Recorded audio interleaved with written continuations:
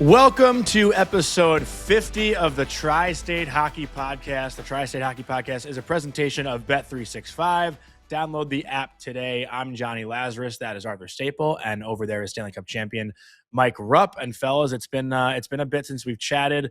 Not a lot has necessarily happened with our three teams directly since the last time we've talked, but I feel like indirectly there's been a lot of stuff that has happened with our three teams. So we do have a lot to catch up on. We do apologize for not giving you shows over the past few weeks, but there hasn't really been anything so tangible to talk about. So we wanted to save it all up for one show. We'll talk about the plans later on in this show for the summer. But guys, it's great to see you. Hope you're doing well. And should we just get right into it or what? I mean, there's a lot to get into here. And Vic, I believe we have a voicemail that is going to kick off our show today for what is going to be a very deep conversation. So let's get to that. Hey guys, Jay, big Ranger fan, and I'm a little worried, particularly about Mr. Drury. I mean, I get that a team like Florida, for example, they've won the Stanley Cup multiple times recently, and they'll be contenders again this year.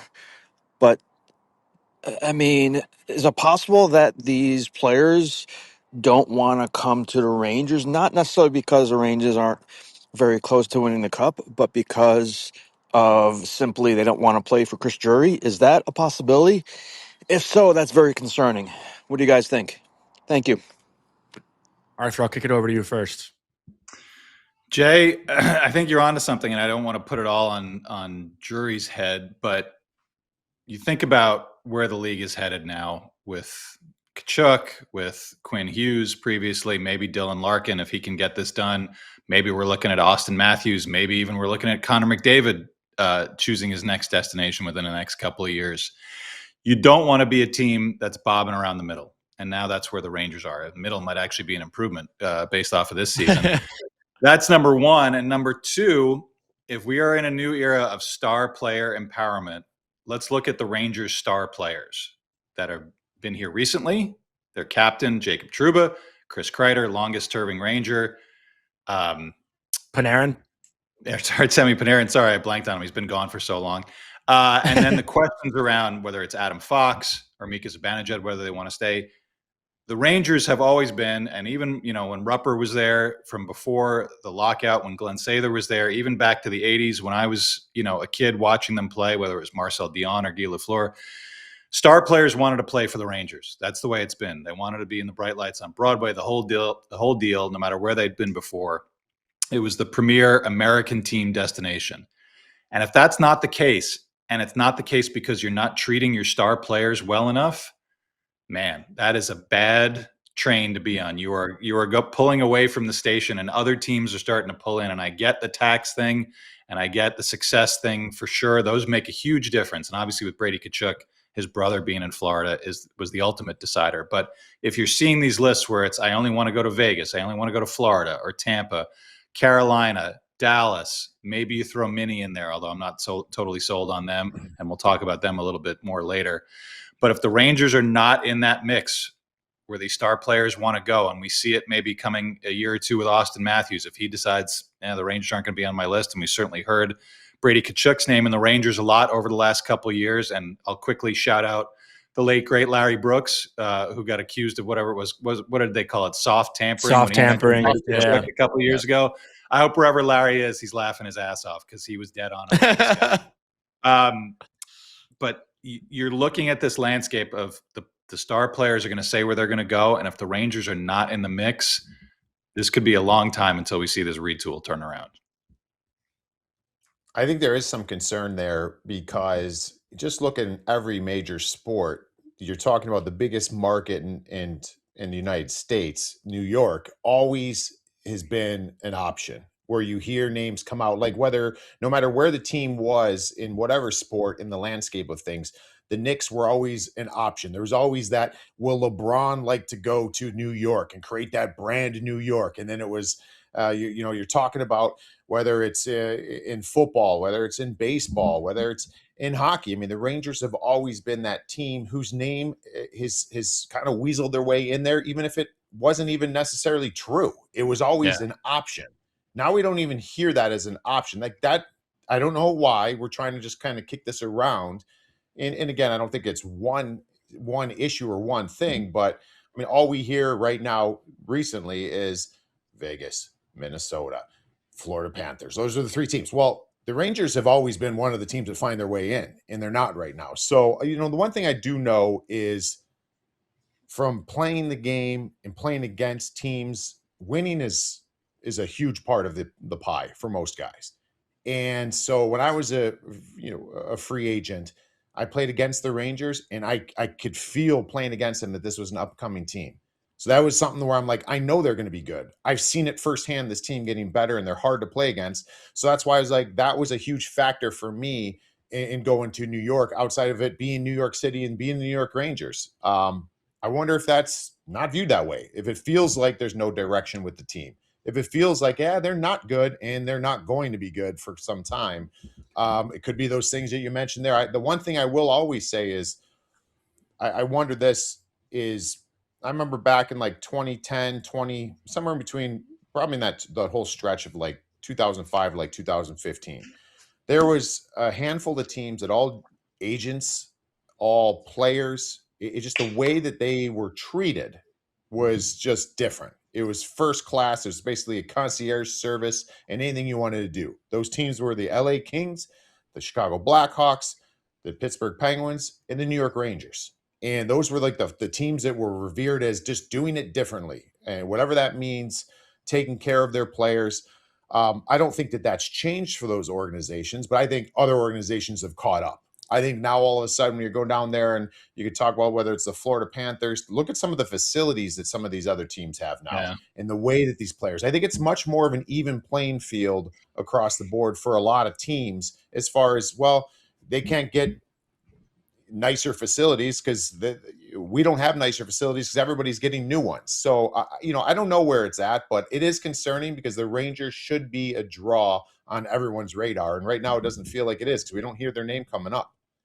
I'm going to tell you what, I've spoken to a couple players around the league and some of them, the elite players, like, some of the good players in the league. And I think the biggest thing for these guys is the makeup of the roster right now. Like, simply put, the Rangers are considered to be an older team that does not have a lot of high-end skill, especially once removing Artemi Panarin, and they don't have any young, promising prospects. It doesn't look like it's going to get much better. Yes, Gabe Perreault is one of them. And I'm not trying to sound disrespectful. This is like coming from, the word around the league from other players. Like, they need younger guys with high-end skill. That is what they need. They don't have much of that. Their best players for the most part are, if not 30 yet, around 30 years old. Like, that's just the truth. And I think when you move on from a guy like Panarin, and I know I was a little bit maybe harsh when they traded Panarin, saying what is going to attract guys to come here if that guy is gone. And then, Lafreniere went on a tear and they won some games. They brought in Hamelash, like some of these younger guys played well, but is that sustainable for what is now an 84 game season? I don't know if that is. Like, I look at this roster right now and I don't think they're making the playoffs next season. I don't see that happening. Like, you have, yeah. What? No, I was just going to tag what you said there too, because isn't this usually the time over the years, and some people say, well, yeah, that was some bad decisions over the years, dating back 25 years for the New York Rangers, but free agency was always the time. That was the time, and you knew that the New York Rangers are going to be in on everybody. Well, guess what? The market's changed. The landscape has changed. There's not a free agent market. Now we have these power bidders that are sitting there and they're choosing their path now, and that should, you would think that should benefit the Rangers even more, but we're not hearing their name come up. You know what I mean? So now it's like, well, where's the olive branch here? Because it's not like you can just go in the free agency now and pluck this guy and pluck that guy. There's not anything available. And for the Rangers, part of it. Go. Sorry, Johnny, I'll jump in. There was the trade that preceded the Brady Tkachuk trade that allowed Florida to do that. Was the trade that I was noticing more. I didn't think Brady Tkachuk was going to be a Ranger because of the circumstances going on around the team. But Mackie Samoskevich could be a Ranger right now. And I'm not saying that guy is ready to break out. I'm not saying, he was a first round pick. He's a local kid from Connecticut. He grew up a Ranger fan. That's what Rupper's talking about. That's what Johnny, that's what your buddies are talking about. get some younger guys that have some promise, that are available. And maybe Chris Drury was in there swinging to the last minute since he had a similar pick to offer Florida for Sam Samoskevich. But you look at their roster, I'd put Mackie Samoskevich in their top 6. I'd put him on the second line on the wing. He's a guy that's got a lot of untapped potential. And those are the trades that you want to see the Rangers making, not necessarily that's the foundation you build to make a guy like Austin Matthews or a guy like Dylan Larkin say, hey, that's a team I want to be a part of, because they've got these guys who are all in their 23, 26-year-old range. If you're the guy that's a little more senior than that and a little more star power, that's the group you want to be part of. So that the Tkachuk trade was what it was. They were probably never going to be in it because of where Matthew was. But that first trade that Florida made, that's a trade I'd like to see the Rangers make, because that's what you want to see them doing and building that roster now. It's a good point. But also to that point, Arthur, how are they going to get those guys? Like, who are they moving to get those guys? Like, that's the other problem too. Like right now, Vinny got traded for 2 picks that the Rangers have. They have the 25th pick. The Rangers have the pick right after that. You could have very easily made that trade, I think. So, and it's funny to think when you look at Seattle's roster. I like that trade for the Rangers. I would have liked that trade for the Islanders too, to get another young guy. We're talking about a forward group that's a little too old. I don't really like it for Seattle because I have no idea what the hell they're doing. But for one of our teams, maybe even for the Devils too, there's a lot of other teams that I would have said like, hey, I know the Islanders and the Devils picking in the teens, that's a little too high to give up as the main piece going back for a young guy like that who's not really kind of more untapped potential. But for the Rangers, that 26 pick plus a future second, I would have done that in a heartbeat if that was available. I agree. I fully agree. And I think you kind of alluded to something there that we can get into next. Like this Tkachuk trade, if you're a Devils fan, and I know a lot of Devils fans were banking on Quinn Hughes coming this year, then it turned into the Devils possibly making a move for Brady Tkachuk. You've got to be devastated right now. And I know Ranger fans are just as devastated as well, because I know Ranger fans thought there was a chance at Brady too. But it felt more of a chance he'd go to Jersey than New York. I mean, maybe I'm just saying that because I've been talking to mostly Devils fans friends as of late, and they're kind of crushed by it. But Rupper, I want to kick it over to you. Like when this trade went down, I know the three of us, our immediate thought went to, oh, wow, like this is the brother, or these are the brothers that reunite before the brothers that we've talked about now for the last year and a half about reuniting. Like, how did we get here? Yeah, I mean, this is ultimately what any brothers in the league would want, is to play together. And we've seen the Kachucks facilitate it. We've seen the Hughes brothers talk about it. It hasn't come to fruition. It feels like a missed opportunity because it was kind of late in the Devils' lap. They didn't prepare for that. They didn't, or whatever the situation was, they could not get it done. And I think there was certainly a level of frustration. Now you're seeing. You listen, if you go and open anything across Canada right now, I mean, Brady's going to wear this for a little bit. Oh yeah, he is public enemy number one, and I have a feeling that this Ottawa team, if Steve Stais can turn these picks into something that can help their roster now, I think it's going to be very interesting. Because I like where that Ottawa team was heading. Same. Could play against Florida in the playoffs, but keep this on our Metro teams. I think if anything, for me, just trying to sit there and watch it, it's like, if I'm the Hugheses, I'm thinking, you know what? Maybe we got to be a little more firm. Maybe we got to call the shots more. Like we're seeing it more and more. And these guys have the power to do those types of things. Now, the one difference in this matter is that, an example like Jack and Luke and Quinn, for that matter, all three of them do not have trade protection. So they cannot sit there and, like you said, Johnny, I love the way you kind of verbalize that, is they can't weaponize that no move clause and force something, but they can also get a little more forward about it. And they haven't been. They try to do the right thing. They've been, Quinn, they've shown that they want to play together. And so I just wonder now, with the way it kind of went down and the hows of it going down, how quickly things turned in Ottawa over 2 months with Brady Tkachuk. Now he gets what he wants. I think for me, that stirs and kicks and whatever you want to call it, stirs up that beehive a little bit. And I think that the Hughes brothers are going to sit there and they're going to watch that. They want this to happen. And maybe now they lean into that even more. Arthur, your thought? I I feel like this is going to be a pretty big week. I mean, there may, we're talking about maybe there'll be some big trades, maybe there'll be some other stuff happening that'll surprise us ahead of July 1, since nothing really is going to be that exciting on July 1. But I feel like this next week, whatever happens in Mini with Quinn Hughes is big. If he decides to extend and he signs on July 1 and the word gets out before July 1 and he's extending, whether it's for 2 years or 4 years or even 8 years, then we see the balance of the seesaw is tipped towards Mini. Then you're a Devils fan, you're starting to sweat a little bit, because then, Jack's contract will be up. And now you're starting to think like, all right, Quinn is committed to Minnesota. The brothers have decided that he wants to stay there, and maybe nothing's decided. But then you're sort of thinking like, all right, Jack, if Jersey isn't successful, Jack is going to want to end up going to Mini to play with Quinn. If Quinn doesn't extend and just plays it out next season, then I think you might breathe a little bit more of a sigh of relief. Maybe things have changed with Sonny Maeda now in the GM chair in Jersey. Maybe he's put a full court press on the Hughes family and said, we're going to do everything we can to bring these guys together and make this a successful place. Maybe the Devils have a trick or two up their sleeves when it comes to making moves in these next week, either ahead of the draft, at the draft, in free agency to improve their team. We heard a couple of rumors about them shopping Jacob Markstrom ahead of his extension kicking in, which makes sense, but I can't imagine anybody's going to bite on that.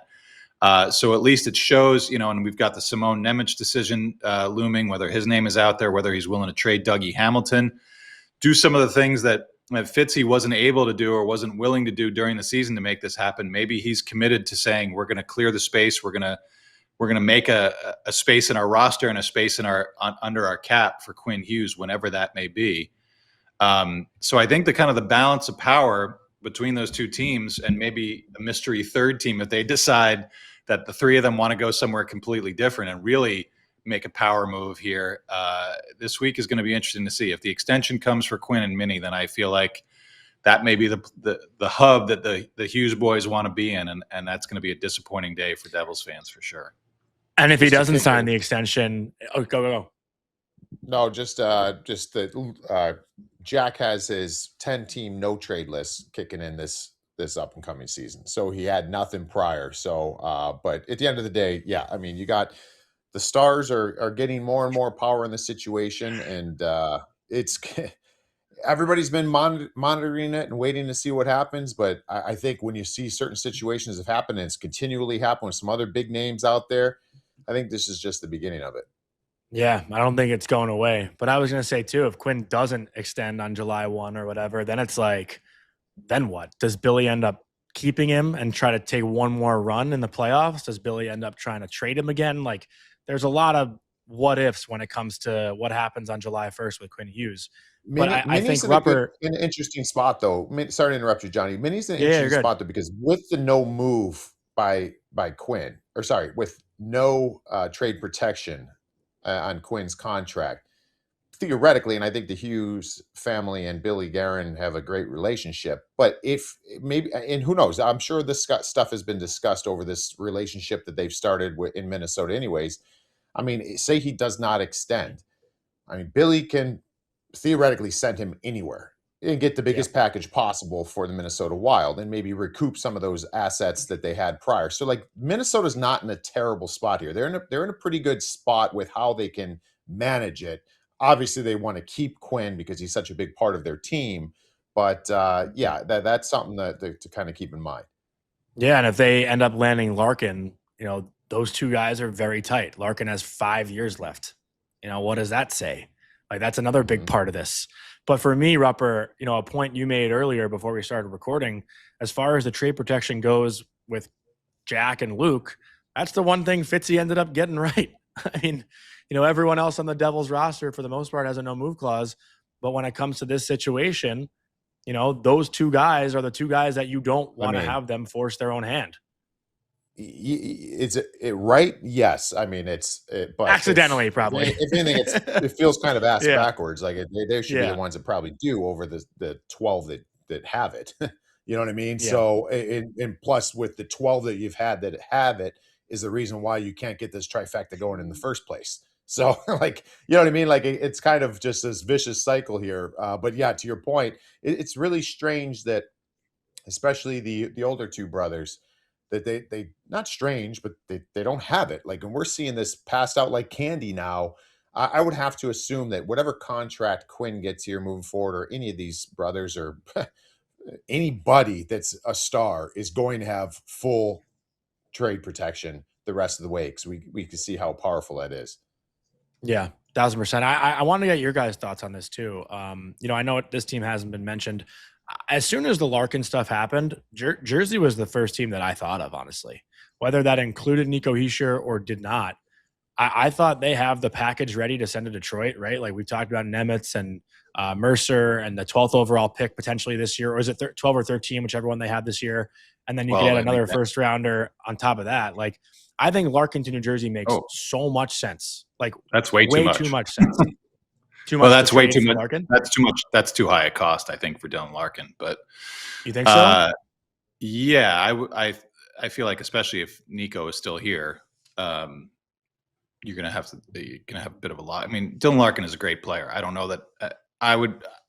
That's, to me, that's a bigger package than Florida gave up for Brady Tkachuk. I understand it's 3 first-round picks, but it's not, whatever. I wouldn't give up two young roster players plus 2 first-rounders for Dylan Larkin. I might do that for Austin Matthews, and again, we're also talking about hypothetical trades. There is no bidding war. There is you bring right.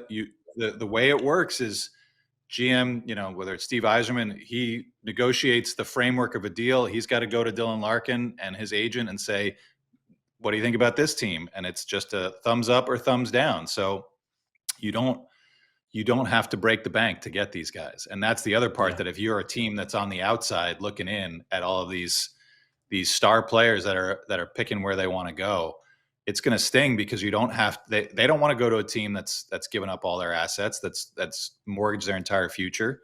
They want to go to a team that's going to win now and win later. So you want to be in that mix for sure. It's just funny though, because like we've had times over the years since the salary cap has come in where you've had GMs at times say, there's a lot to it. We've had GMs say it's hard to make deals. It's hard to get those big players, to have those culture-changing, franchise-changing deals. That's not the case. When you have a hungry, convicted GM to go, and let's just rip off some of them in the league that have done it over the last number of years. You've had Billy Guerin more recently, Bill Zito, Jim Nill. Like, I mean, you go through some of these guys that got the Kelly McCrimmon, like these guys go out balls to go and make the moves and decisions they want to make. And here's the other part with the Brady Tkachuk move. There's nothing off roster for Florida. The fact that they made that move, that was insane, without losing Anton Lundell, is mind blowing. Now I'm going to save judgment on Steve Steo's side of it until this is not if you're just looking at it for 3 first-round picks or whatever, it's a loss. I think it's what he flips this into. If he could turn this into something, that's where we can really judge this. But the fact that the Florida Panthers went from a team that 2 weeks ago I would have said healthy, back at it, got some decision to make in net here, who's going to be their goaltender, but this is a team in a wide open easily. I think we might. Now you had Brady Tkachuk for nothing that's going to affect your current roster, basically. Are you kidding me right now? Like that's the part for me, is like a Devils fan, that make me even more upset in this too. It's like, to see the cost to get a franchise type player like that, I would be like, man, we could have, it would take some cap gymnastics to do, but we could have like added a Quinn Hughes theoretically and not even given up much to affect our current roster. And at that time, maybe that would have been this Simone Nemitz, because he wasn't even in the lineup. You know what I mean? So it wasn't really affecting your lineup. You want to be, but then we'll get to the voicemail real quick and start talking Isles. But the point Rupper's making, like, you're a marketing recruiting arm too. Like, you get a guy to come, other guys will say, like, that guy went there, that looks great, I think I want to go there too. And if you are a team that's in the mix, but oh no, you came up short or couldn't come up with the assets, or no, we don't want to go there, then you're the losers. Then you're the team that's like, yeah, maybe I have second thoughts. Maybe if you're Austin Matthews, you say, I thought about the Rangers, but Panarin's gone, all this stuff, and guys don't want to go there.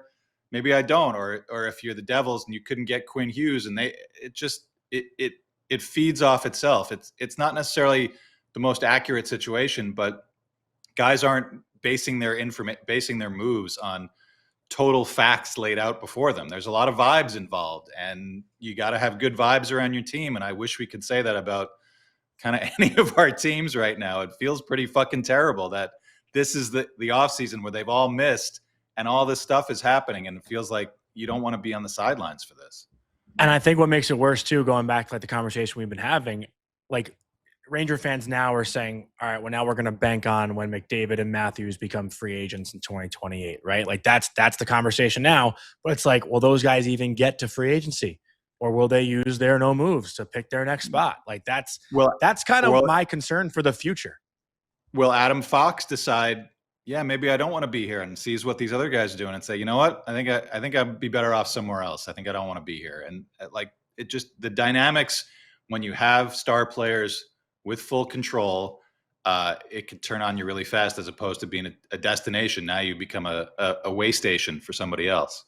Can we just real quick just all agree upon this Team USA, a gold medal team, has changed the landscape of the NHL? I mean, it has. There's no way around it. Kind of seen it coming, and it's even more so. Like, how funny is it that the Brady Tkachuk trade goes down, and all of a sudden it's like shifting over to Columbus, Zach Werenski. I'm like, what? How is this getting out here now? Like, what? You know what I mean? Like, it's almost like, and they all want to go to the same teams. So it's almost you got to beat the other guys to the punch. Like, it's kind of wild. I think it's something that I wonder what kind of changes will be made because of it. But we're seeing it develop in front of our eyes right now. Rupper, can I ask you as a player? Because like, you know, Colby and I kind of debated this on Morning Cup of Hockey last week when I said I think we'd all agree, like we're all in support of Dylan Larkin wanting out of Detroit, right? Like that seems totally fair. I think the organization has failed him. He's been loyal there for a decade. Like he's done his part. I'm fine with that. But the teams he's listed, the teams he's wanted to go to or has chosen to go to, that is where my issue was. And now Brady's list was essentially the exact same.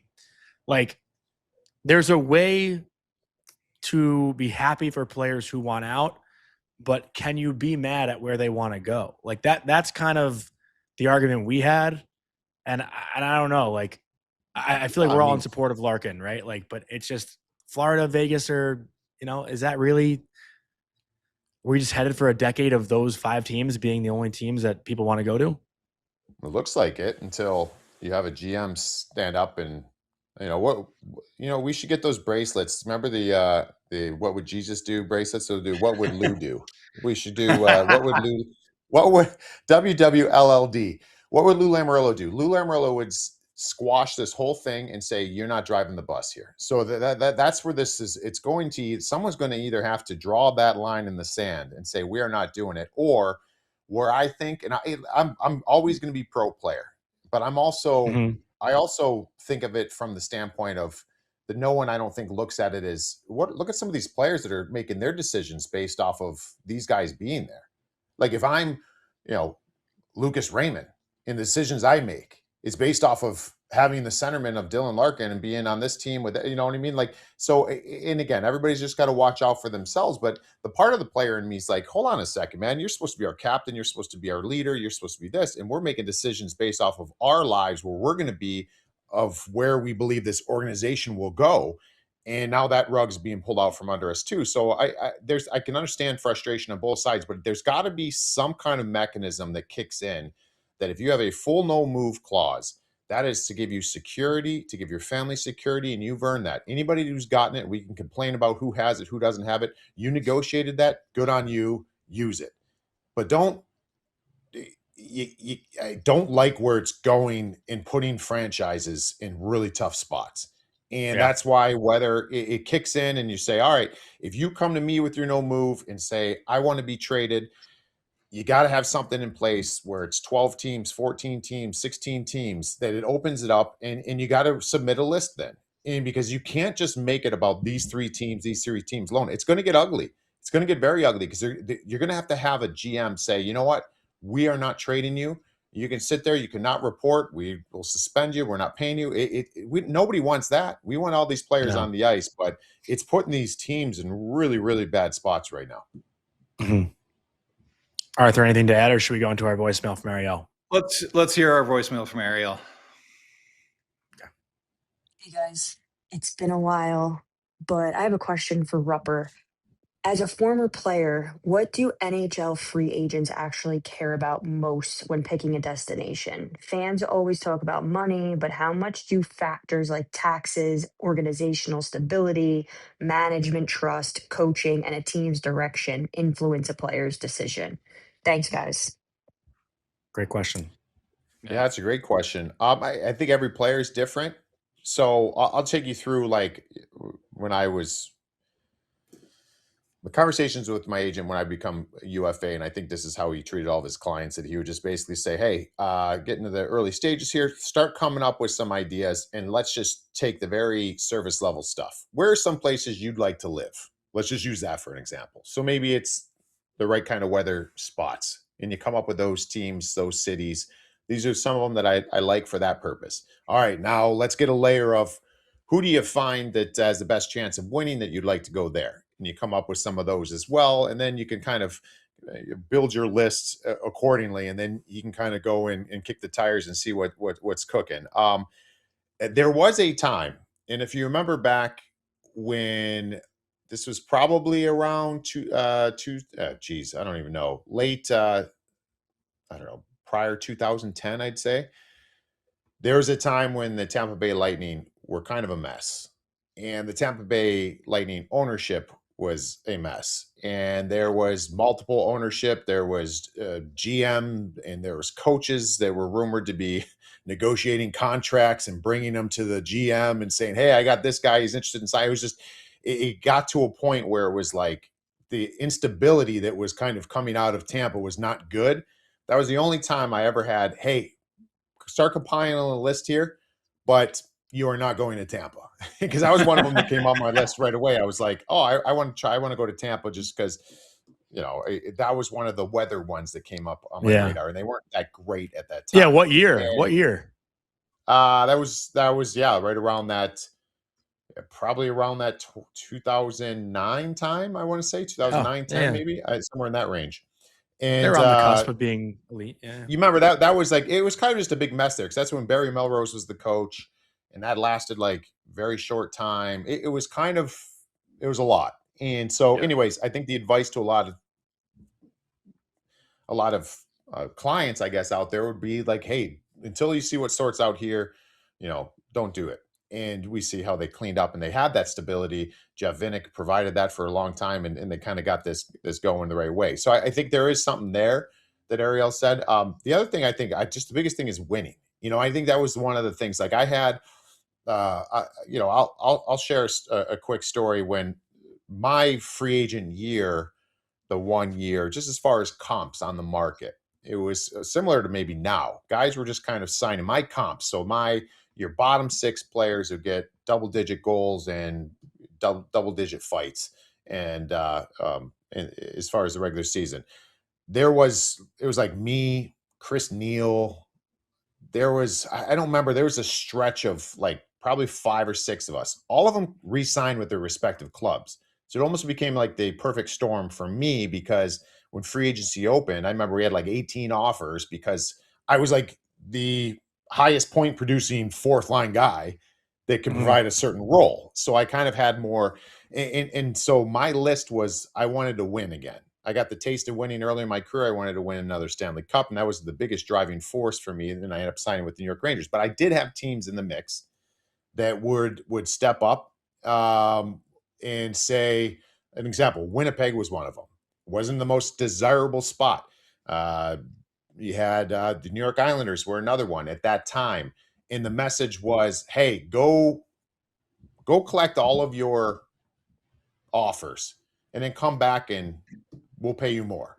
And as great as that sounds, didn't feel that great as a free agent. You want to be pursued a little bit more than that, not just like, you know what I'm saying? Like, give me a reason why. where's this team going? Like, what's the direction? Like, yes, to make the most money sounds fantastic. And some days you probably sit there and you're like, damn it, I should have done that. But at the time, you're sitting there like, no, man, I don't like that. So some teams operate differently in that. But I think the biggest driving force is winning. Billy Guerin said that in Minnesota. They create that culture. And that's why you keep seeing these teams kind of come up. Minnesota, you talk about the tax states certainly drive some things, but not everything, man. It's about winning. And guys want to win. Superstars that we're seeing now want to win. And I think that's kind of the biggest thing in it all. Matters who coaches the team as well. Like Mike Babcock coming down is at Edmonton. Like there's the all positives of, hey, you might be playing with Leon and Connor. Great, but you also now are going to be coached by Mike Babcock, where you might feel a certain way about that. So you take everything into account. But for me, I always felt like teams that were winning was the main thing. Then honestly, probably like weather would be second. Live in the right type of area. But everybody had their own things of importance. Arthur, I think, anything Johnny, to add to that? Yeah. when you're talking about these teams and feeling frustrated that it's Vegas and the two Florida teams and Carolina and Dallas, like those are the 5 best franchises that the league has right now. I mean, Yeah. maybe it's a coincidence, but you got to give full credit to Billy Zito, to Julian Brisebois, to Eric Tulsky, Jim Nill, Kelly McCrimmon. They built good teams. They didn't just come in and said like, it's not like an ad you see on the subway in the middle of winter with palm trees and shit. Like people want to go there because the teams are good and they know that they can keep churning the roster to be competitive. I keep going back to the interview you did on the ice after the Cup with Keandre Miller and how positive he was about the environment there. Like that's you put that on a viral clip and guys are going to want to say like, oh, hey, like he was in New York. Like, I guess things weren't that great for him in New York. And now he's really happy, wins a Stanley Cup. He's probably was their best defenseman for the entire playoff run. Like those are the things that are going to appeal to people when they have a choice to make, not necessarily putting whatever taxes for, I think, and Rupper, you can back me up, even though you weren't an 8-figure guy, like it's a lot of money. Guys recognize it's a lot of money, even if you have to pay some of it in taxes. So there's not, the teams that are not in those areas, that no tax areas, aren't going to completely go without players. Players are going to go there. But there's a reason you don't see Nashville mentioned with this group. It's because they're not winning. They're a mess. And it's going to take some time for them to figure out what they're going to do. It's not just because these teams are where they are. It's because of what they've done. Johnny, it's a good point. It's a good point. It's the NCAA. Yeah, I agree. It's the NCAA. And when I've talked to guys, I said the same thing earlier. You have career great college coaches, but I've met some over the years.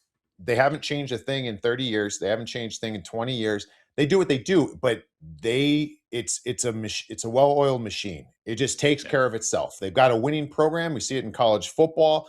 The recruitment start coming. It's just different. And I know that that's changed over the last number of years with the portal and all that type of stuff, but not to go down there, but it's the same thing. Like Carolina was never a team of a destination. I love Carolina. People that don't want to go, like, I don't know how much experience you guys have in Carolina. Like, we used to vacation there. It's a beautiful state. And everything except the arena is great.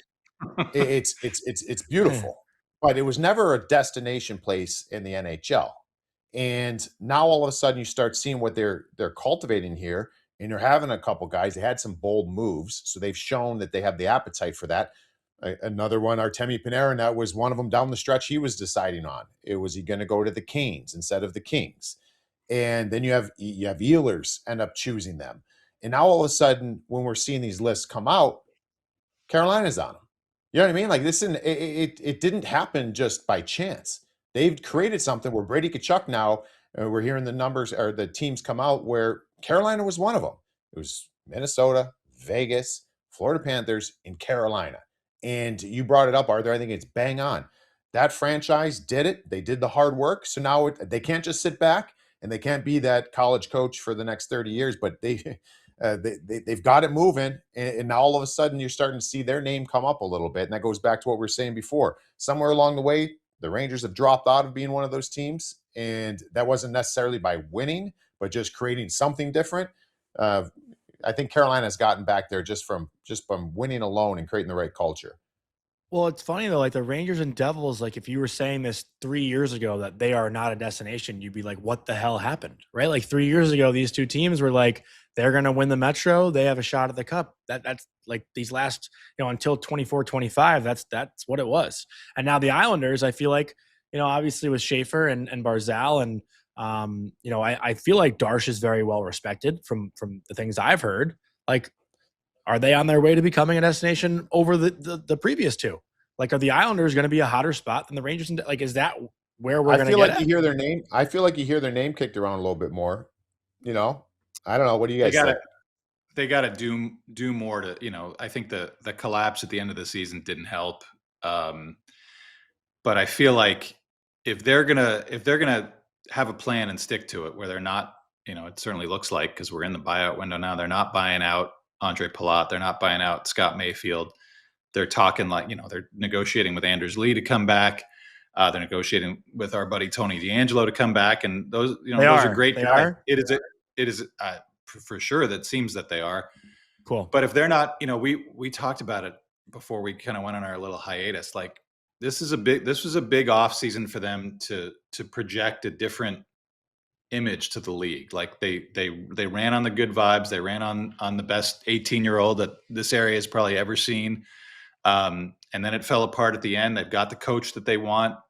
If they're going to come back with this similar group and the older guys that they added in Shen and Palat, and just sort of say like, well, I've got some expiring contracts, like Rupper was saying, like the old kind of GM cliches, like that shit don't fly anymore. Like you have to be aggressive. You have to project this image, whether it's to your fans, whether it's to the guys around the league. You can't just sit back and say we're gonna go. Matthew Schaefer's gonna go viral, and we're gonna throw him on Good Morning America and do all this stuff again, and then say, all right, now all the free agents are gonna come.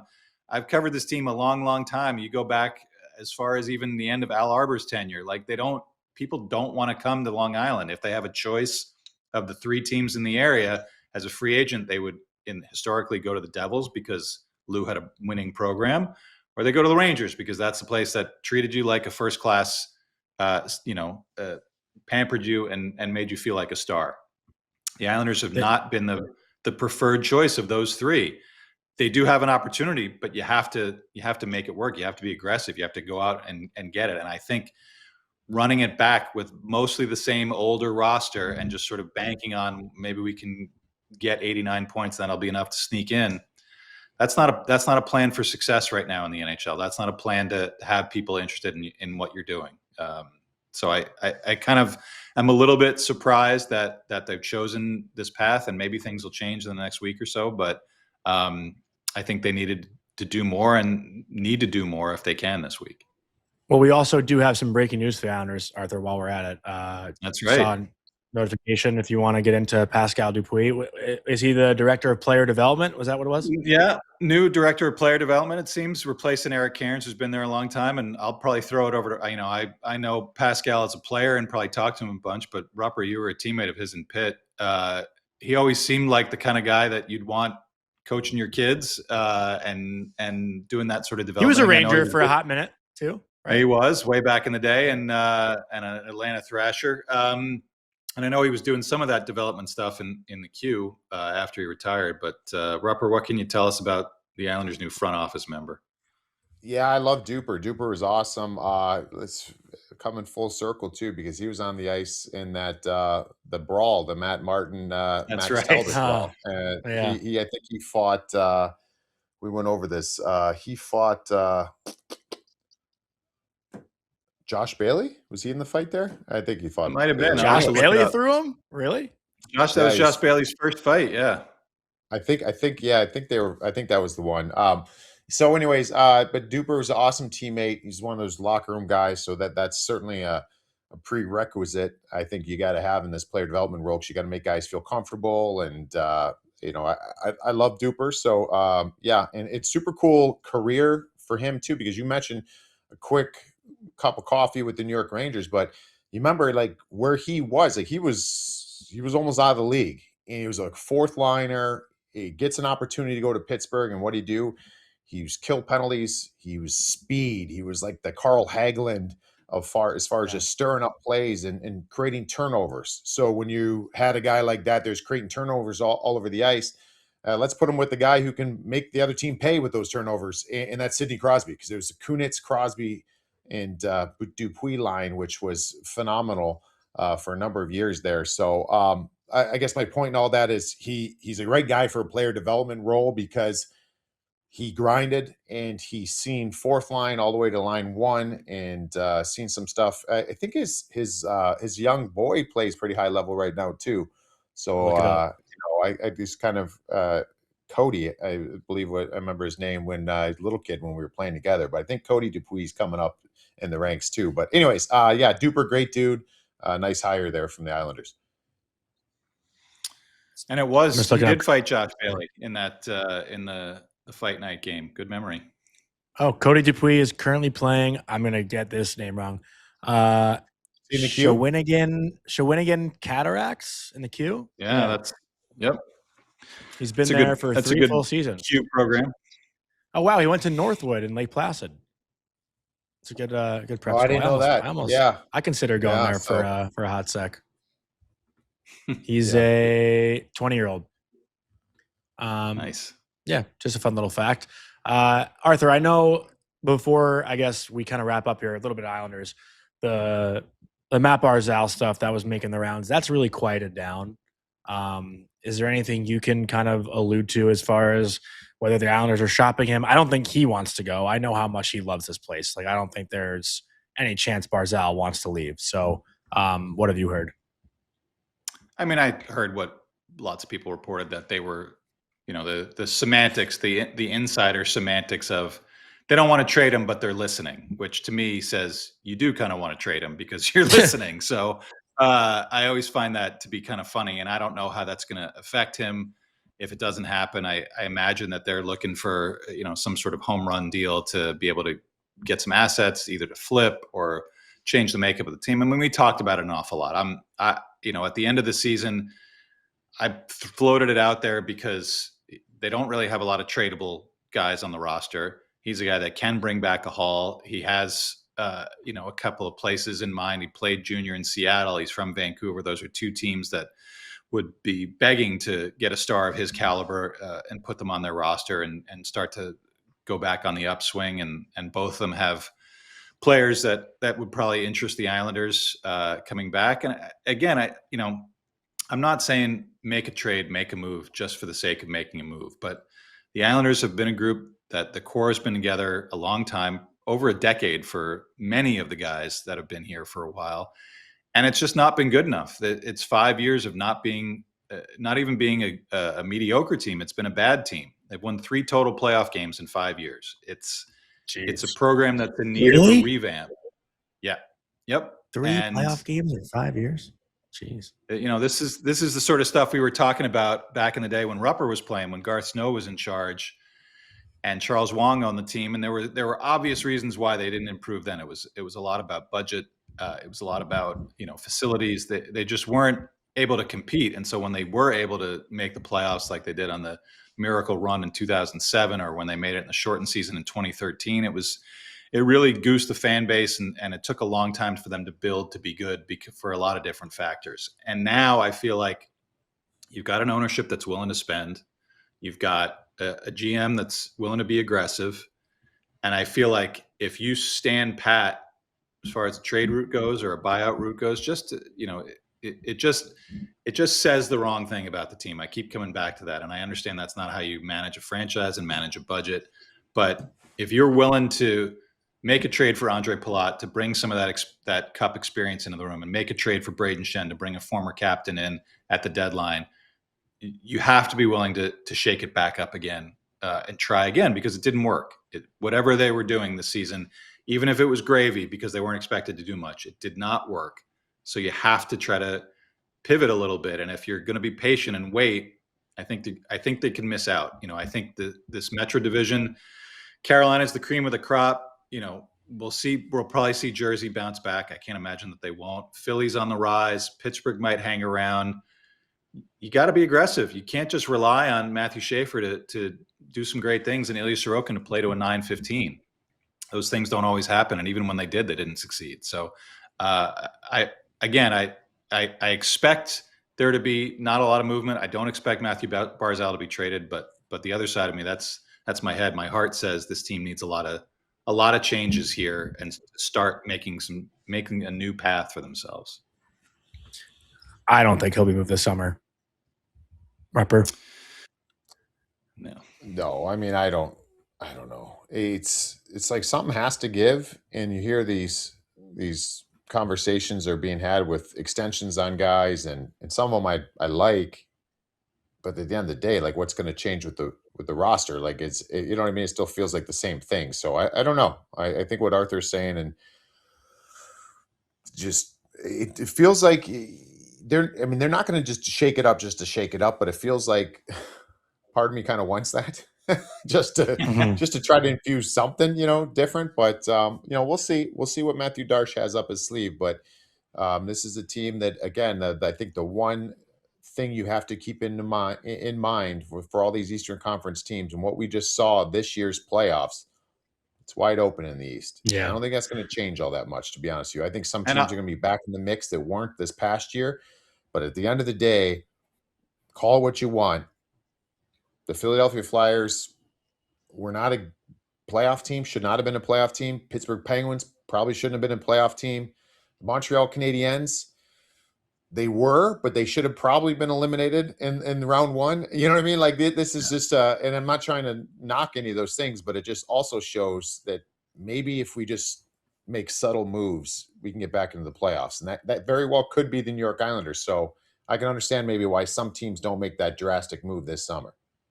And you got the connection with him and Barzal, or him and Schaefer, excuse me. Like, there's got to be something to be said about that, right? Like, those guys seem like they have so much fun playing together, right? Like, do you want to get rid of a guy that Schaefer is so drawn to that it seems like? I mean, at least you don't want to trade Matthew Barzal in an ideal world. He is a key part of what you're doing. But you look at their roster, whether it's with no move clauses, whether it's with guys that are just not going to move the needle if you try to trade them.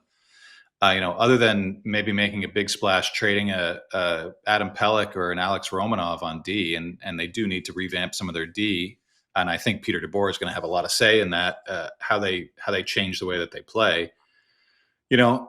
I love Matthew Barzal. I've known this kid since he was 17 years old. He's watching him mature. It's one of the fun experiences you get as an older media person, is to see these guys grow up, change, grow, all these different things. But the results, they've been a 15% power play all this time that they've been bad. Yeah. And I understand Schaefer, I think they have to change that paradigm. And I'm sure that Peter DeBoer is a good enough coach. What he says, Matthew Barzal is going to do. And we've talked about a lot. I think their power play is going to run through Matthew Schaefer next year, no matter where Matthew Barzal is. But to be able to make changes in this league, and we go back to those teams we were talking about, one other thing that they have in common, whether it's Vegas, Carolina, Tampa, Florida, they all have a willingness to go for it. They all have a willingness to say, even if it's not a star player, we will change the makeup of our team if we didn't succeed, because we know that we need to have a little bit of churn to keep things fresh, and we're keeping everything else the same. Vegas not keeping their coach, but Florida's coaching system is the same. Their front office is the same. Carolina, similar situation. Dallas, similar situation. You have to find a way to keep it fresh. And if the players are tuning it out, you say, okay, we'll try something different. And the Islanders have now, Peter DeBoer is their fourth coach and third coach since Barry Trotz. I know you big splash, and you made a positive impact that way. But I think the next thing you look at, you change the GM, you change the coach. Now you might need to look at changing some of those core guys. Yeah. Last thing before we wrap up today's show, Arthur, I know you had Chris Peters on Rangers Recon the other day with Andrew. Who did he say that they're going to take at 5? Because that's what we're going to get into with our bet 365 better than night. His two choices were Carson Carrolls if they go D, or Caleb Malhotra. He's not sold that the Malhotras are going to pair up in Vancouver, and that would be kind of a nice legacy thing. Even though Manny's coaching in Vancouver, he was the 7th pick by the Rangers back in 1998, so that would be pretty cool. So Rangers' needs certainly seem to lie at center and D. So Caleb Malhotra was probably his first choice. Carson Carroll's, and then maybe a longer shot on Vigo Bjork, who seems to be kind of a high riser. That's the fan pick. The fans want him. Little guy. That's all with I'm seeing. Everybody loves a little guy with a big personality. So maybe that'll be a surprise. We had Carson Carroll's at the Stanley Cup Finals, and we had him on set. And the kid came up, big country boy, the massive belt buckle. I was sold right there. I'm like, get this guy. You know what I mean? Like you get the guy, and we were kind of chatting with him about it. I'm like, hey, what's the farm chores look like? And he was talking about working on the farm, or whatever. I'm like, I know that goes in, and there's these formulas everybody has, but you give me a good old boy that grew up on the farm and had some work in him. I think that'd be a fantastic pick. That's the guy I want. I love a guy on D who can skate. That's kind of what I'm looking for. But it does seem like Malhotra is like the trendiest pick as far as who they think they'll land. So with that, our Bet365 bet of the night. Every sports fan will tell you that not all games are created equal. Sometimes the excitement just isn't there. Sometimes you get a dud. It happens. But at Bet365, boring games are a thing of the past. Now there's always a reason to tune in, even if the score isn't one of them. And while they can't make every game exciting, they can help fans get excited about every game. So Bet365, down the app. You must be 19 or older. Please play responsibly.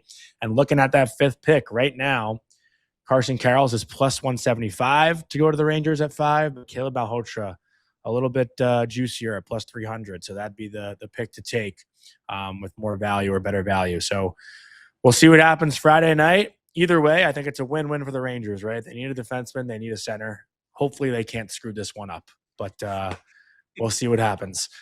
As far as the rest of the show, I think we actually do have to play one more voicemail. We've made Chris sweat it out this far, but we will play it. Chris from Hicksville, let's hear what he has to say before we wrap up today's show. Hey guys, Chris from Hicksville here. Been waiting, for our weekly show. It's not like you guys are on every day. You're on once a week. So, cancel 1 week, cancel another. Johnny's he's not reading Dale Carnegie's How to Influence Friends, Influence People and Get Friends. Causing trouble throughout the league. But anyway, we got Barzell rumors. We got all these things. I hear Darsh's going to make all these moves. Stefan Rosner says he's going to make very little. I have no idea what's going on, and I don't got my guys letting me know what's going on. So I would love to know what Arthur, who always seems to have some inside knowledge, a little bit. He plays it off, but if he's heard anything, and that's it. I miss my number one hockey show. I've been relying on Canada, Canadian shows. Although I do love Nick Kypreos. And Justin Bourne, obviously, his dad was Bob Bourne and married Clark Gillies' daughter. How can you not like him? Anyway, hopefully you guys can be back for a little bit. Rob, I didn't forget about you. I hope you're doing well. Okay, thanks. Bye. We need to start calling him Uncle Chris now, because that was that was when your aunt and uncle check in for like your 10th birthday and just leave the longest voicemail ever. But we do hope you're feeling better. I know you had surgery, Chris, so hope all is well. And I think the plan going forward is probably bi-weekly shows, maybe some emergency shows when news actually does drop. But unless these teams are doing something or making moves, we're just going to be speaking nonsense and hypotheticals. So we don't want to waste anyone's time with that. But anything else from you guys before we wrap up today? No, let's see some stuff happen, man. Yeah, we've been promised a lot of trades, and a couple of them have been good so far. But let's see some of our teams get involved here. Yeah. Well, thanks to our callers. Thanks to our producer, Vic. We love you guys, and we will see you when we see you. Hope you enjoyed that video, and if you want to see some more Tri-State hockey content, don't forget to leave a like and comment on the video below, and also subscribe to the Daily Faceoff YouTube channel.